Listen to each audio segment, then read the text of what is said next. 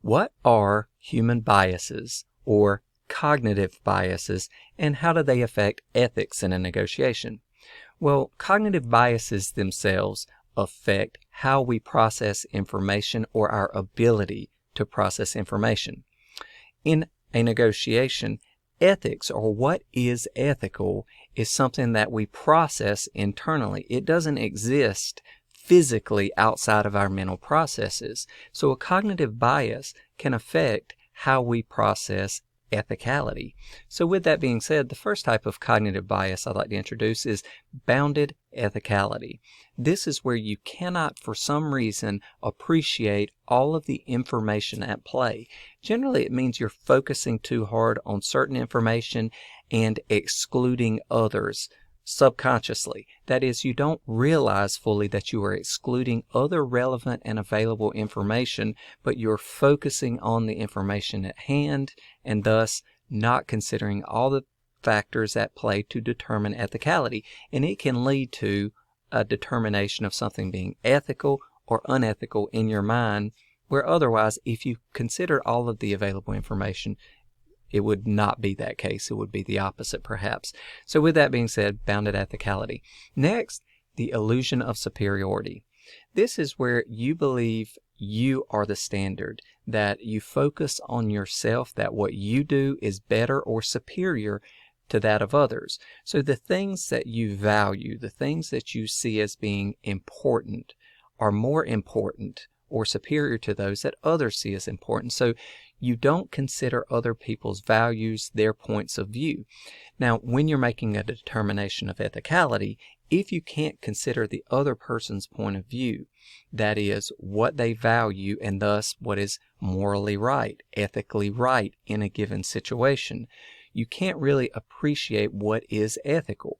Because with that being said, you're focusing on yourself and your understanding in this first person point of view, similar to bounded ethicality, but you're eliminating a specific type of information about the other party, how it will affect them, the outcome or the process of the negotiation. So this illusion of superiority can lead to disparities in adequately processing what is ethical in a negotiation.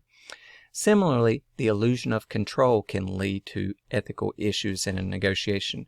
One, the illusion of control means you feel that you have more control over the situation or scenario than you actually do. Now, the illusion of control can lead to unethical practices.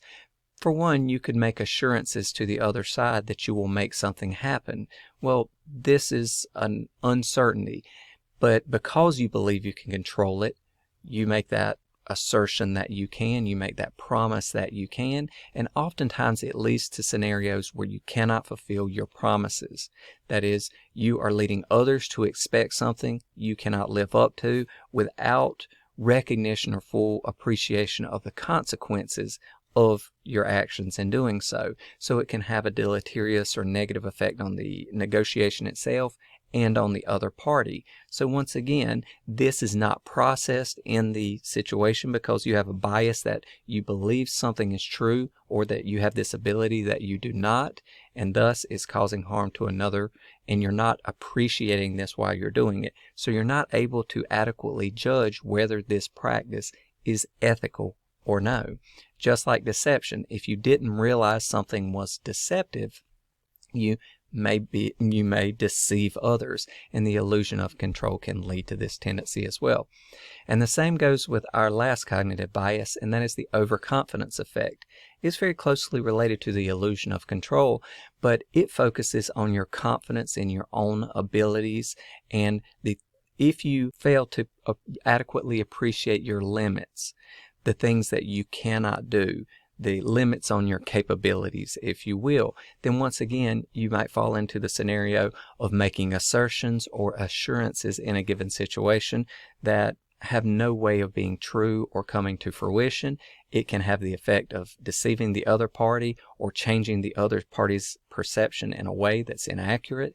And thus, if you have this overconfident effects, once again, in doing these things, you're not appreciating the nature and consequences of your actions, so you're not adequately judging whether those actions subjectively, internally for you, would be ethical. Because again, you're not appreciating the likely consequences that exist in the environment independent of your activities. That is, because you have a distorted view of what you are capable of achieving in a given scenario.